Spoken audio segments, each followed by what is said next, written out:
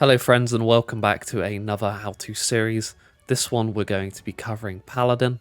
If you didn't watch my Warrior one, then let me quickly break down how we're going to do this. So first off, we're covering Paladin. Paladin is a tank that excels in the off-tank role. That said, it can still main tank at a very high level. It has loads of tools to self-sustain itself, so there is no worries there. But it does excel at off-tanking because it has a bunch of utility tools to take advantage of. First, we're going to break down the offensive skills of Paladin, moving on to the mitigation skills, and then finishing up with the utility skills. And we're going to be explaining some of this stuff, breaking it down, making it a bit easy to understand. After which, we'll go into rotation/opener, and there's a lot of things that you need to know and you need to listen in this part because this opener can get confusing. And if you were to play Paladin the way Square Enix presents it to you, it is slightly wrong, and there are errors that you will be making. It's not your fault, but that is just how Paladin is presented. Without Theory Crafters doing their job, it doesn't really make sense. But I'm going to break it down for you and make it so easy to understand so you won't have to worry about that. After which, I will show you some dungeon examples, just some little examples of mitigation and stuff like that, what you should be doing.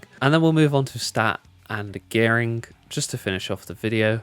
And yeah, so let's just dive right in. Let's start off with the basics. Fast Blade, Riot Blade, Royal Authority and Goring Blade. This is our standard 1-2-3, 1-2-4 combo. Goring Blade is going to leave a dot on the enemy. This is really important to keep up at all times. Royal Authority is going to give us Sword Oath stacks. This is going to grant us usage of Atonement. An Atonement can be used 3 times for pretty high potency and it restores MP. That is pretty moot low. We don't have to worry too much about the MP restoration there. Then we have our AoE combo, Total Eclipse and Prominence, making sure we're not AoEing on any less than 3 targets. Then we have Shield Lob, just like Tomahawk. This is just our ranged pulling attack. Simply use this to pull mobs or peel mobs off people. Then we have Intervene. This is our gap closer and we have 2 charges of this. Ideally, we want to use this with Fight or Flight, which leads me into Fight or Flight. This is one of our most important abilities. This increases our damage dealt by physical attacks by 25%. So this is for our physical rotation, and this will come into play once we talk over that in the rotation and opener part. Then we have Requiescat. This is an OGCD that does high potency, and it also grants us 5 stacks of Requiescat. This will make Holy Spirit and Holy Circle have no cast time and increase the potency of these attacks. This is really important to use after our Fight or Flight has finished,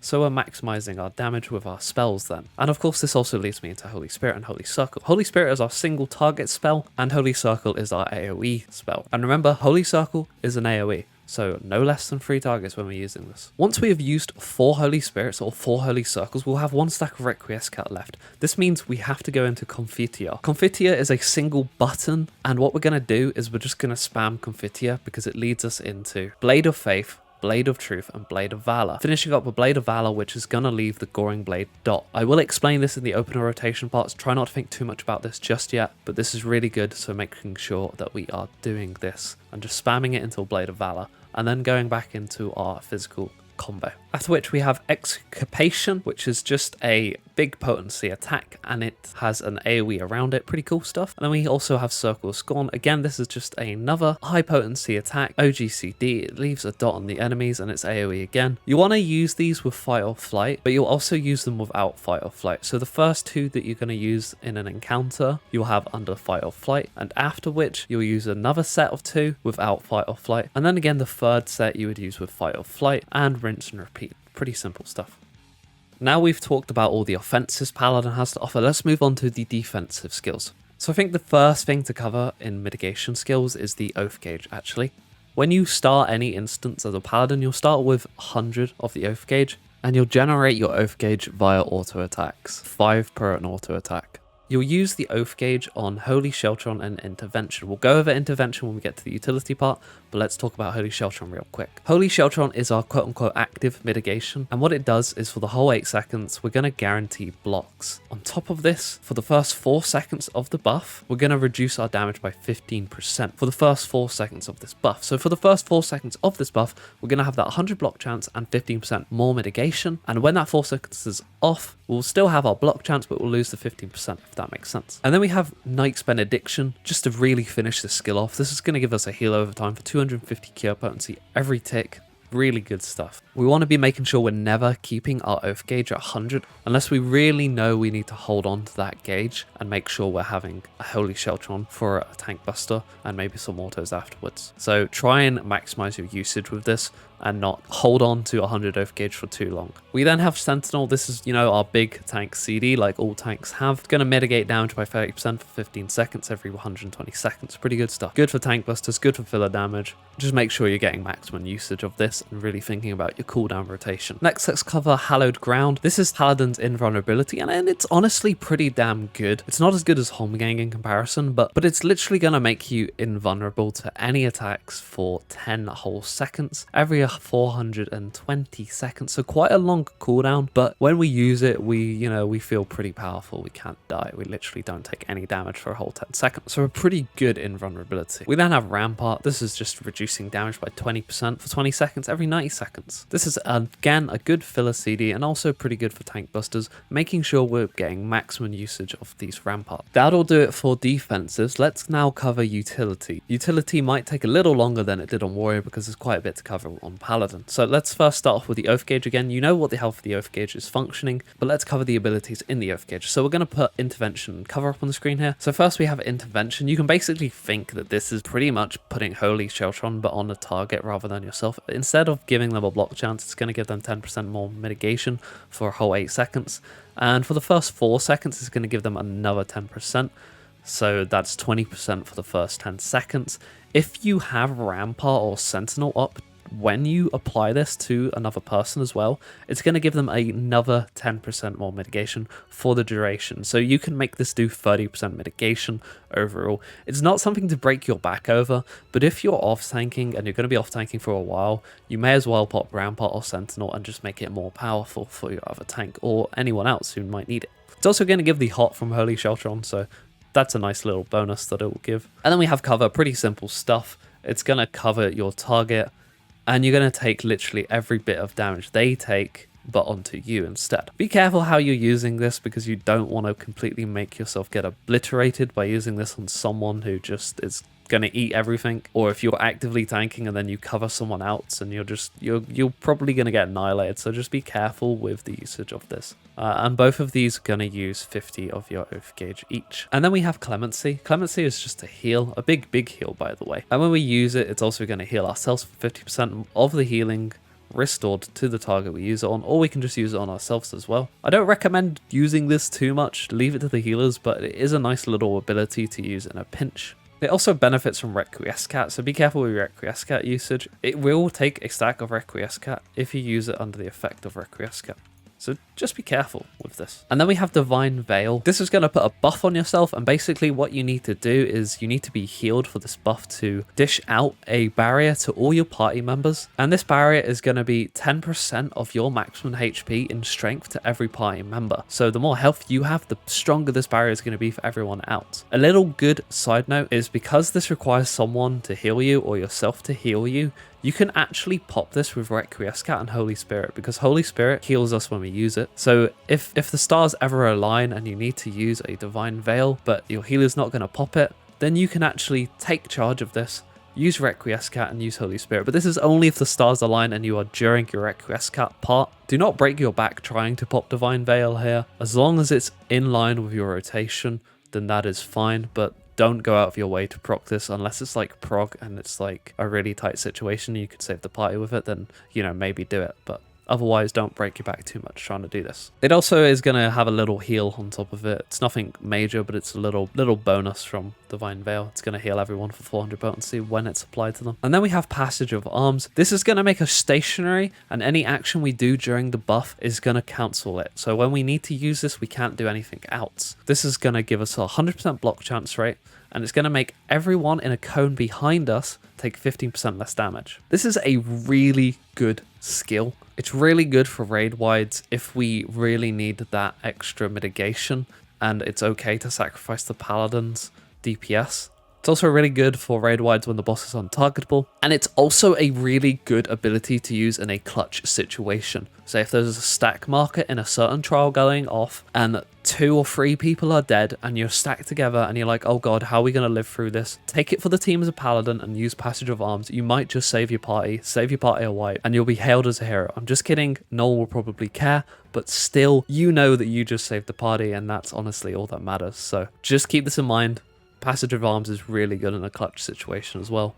And honestly, that's a big thing about Paladin. You're a very clutch job. If you like to clutch in situations with Passage of Arms, clemencies, or even covers, then Paladin might really be a job for you. If you like that serotonin from clutching up, then it's super good. Let's finish up with a few of the ones that we all know, but we're going to go over them just for good measures. We have Shield Bash. Don't use this. This is a stun. We might use it in really sticky situations in a dungeon when we really are out cooldowns and we're going to die, and then maybe throw out a few of these. But that leads me into Low Blow and Interject. Interject is our interrupt. When we see a cast with that red sort of cast bar, we use this to interrupt the cast. Low Blow is our OGCD stun, and it's just infinitely better than Shield Bash. So try to opt out of not using Shield Bash and use Low Blow instead, because Shield Bash is just bad. It's a GCD. It's going to interrupt combos. It's just not good to use. We then have Reprisal. Reprisal is a small little AoE that's going to reduce every nearby enemy's damage by 10%. Really good for raid wides, tank busters, and even dungeon pack mobs. We then have Provoke and Shirk. Provoke is our tank swap, or when we need to provoke an enemy off someone, this is good for that too. And Shirk is our pretty essential tank swapping ability. If we're tanking a boss and someone provokes off us, then we need to Shirk them to make the tank swap as smooth as possible. And also when you need to tank swap with your other tank, then you provoke off the boss and they Shirk you,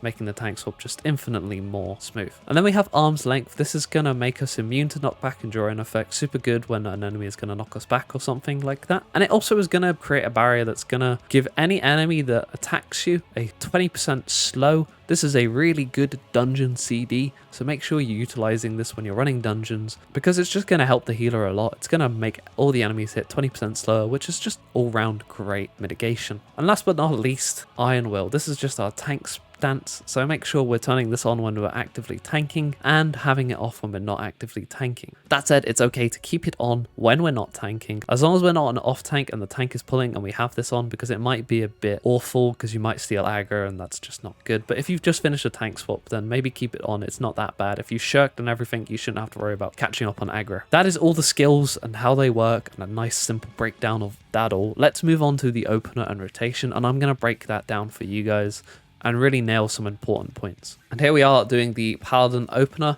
We're going to start the fight off with Holy Spirit. Now the point of this is just before the boss is pulled at 2 seconds of the pull macro, pull counter, whatever. Then we're going to do our first attack, Savage Blade, and then we're going to pop Fight or Flight. We're going to weave in all these OGCDs. There should be an infographic up on the top of the screen just showing you the opener rotation, how this all works. We haven't quite got to the bit yet where stuff gets really confusing as Paladin.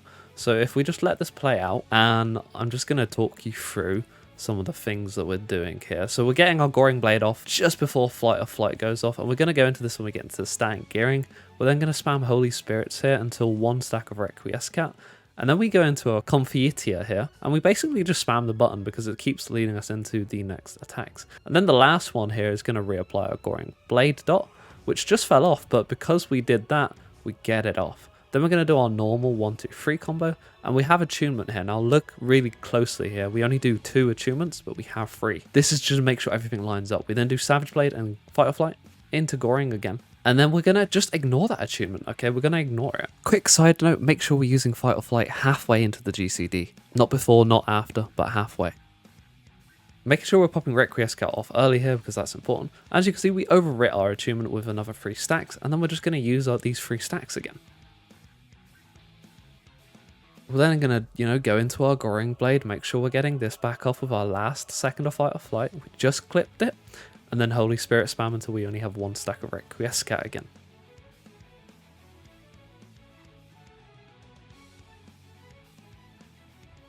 And then we are into Confiteor, and as you can see, we have our Spirits Within, or whatever it's called now, Expiation, and Circle of Scorn's back up, so we use that without a Fight or Flight this time.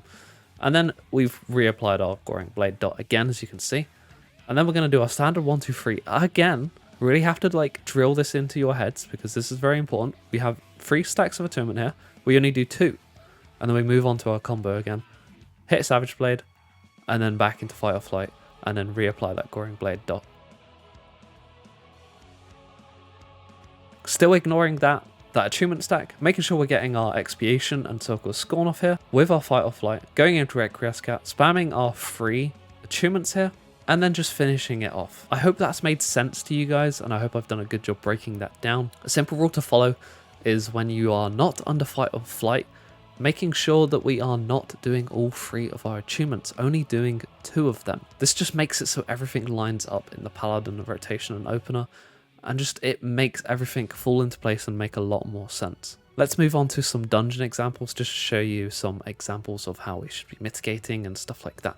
So here we are in Smileton, and we're going to do a big pull here. We're going to do that circle score, not the most optimal thing, but just to quickly get snap aggro. Then we're going to pull these mobs, and we're just going to pop Hallowed. And this is going to allow our healer to just get a bunch of DPS off. And then we're just going to follow an AoE rotation here, starting with Fight or Flight, and then moving on to Requiescat after. We're then going to rotate cooldowns once our Hallowed has finished. We're going to pop Rampart here, and we're going to make sure we're using Holy Shelter on. This is really going to just solidify our mitigation, and make sure basically the healer is going to just not heal us much. And again, I'll just show you a boss here, just real quick. Not much to go into, really, when it comes to bosses. Just make sure we're popping our defenses on Tank Busters. Here I pop Holy Shelter and Sentinel.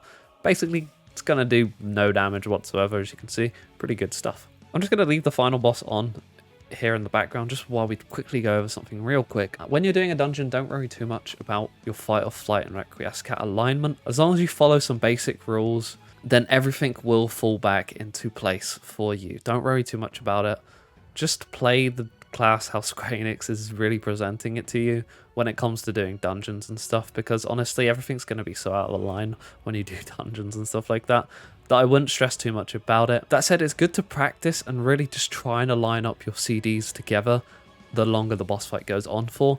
As long as you play it right, you can actually recover your rotation to make it all make sense and just fall back into place. It's a really satisfying thing to do, and as long as you follow this guide through, I think you'll learn to do that. That said, it's not the end of the day if you can't figure it out. As long as when you're doing trials and raids and stuff and you're following these rules, then you're going to be doing a good damage output, and you're going to be playing a role to a high level. What I'm trying to make here is, if we've messed up our Paladin rotation, or we're in a dungeon and we pull, and of course our cooldowns are just out of line, our Fight or Flight and Requiescat are just all over the place, then what we can do here is effectively reset our rotation by using Requiescat. As long as Requiescat and Fight or Flight aren't too far apart in their CD lineup, then we can pretty much sync them back up and recover.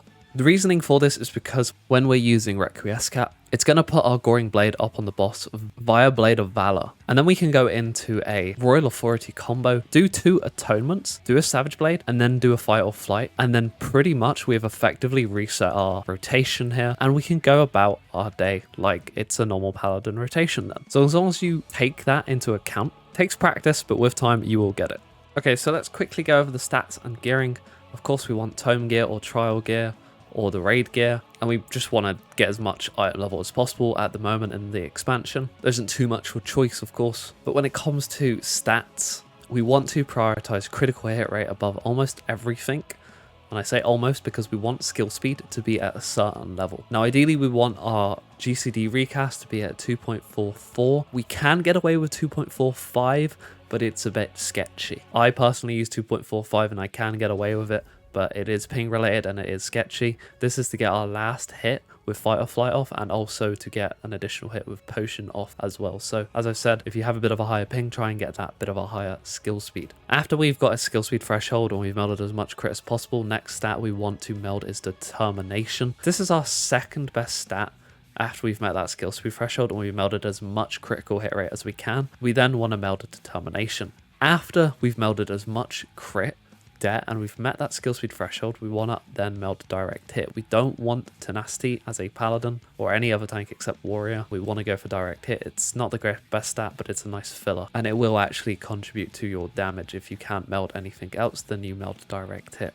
And that concludes my paladin guide. I hope you have found it informative, and you can take a thing or two away from this guide and put it into play and play Paladin at a good level and a high level. This job does require a little bit of practice and a bit of know-how, but as long as you keep practicing and getting the hang of it, I know that you will get the hang of the job no problem. Paladin is the lowest DPS tank, but when it comes to tanking capabilities and just being a team player, it is probably one of the best tanks in that regard.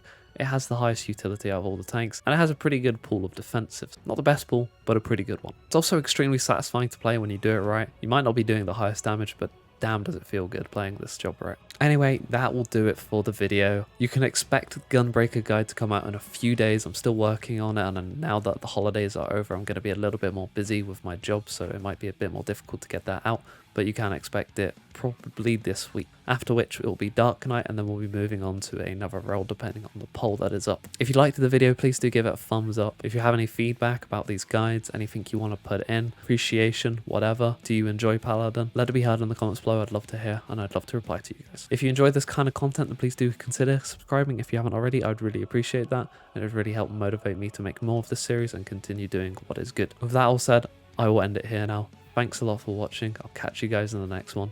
Take it easy, stay safe, we out, peace.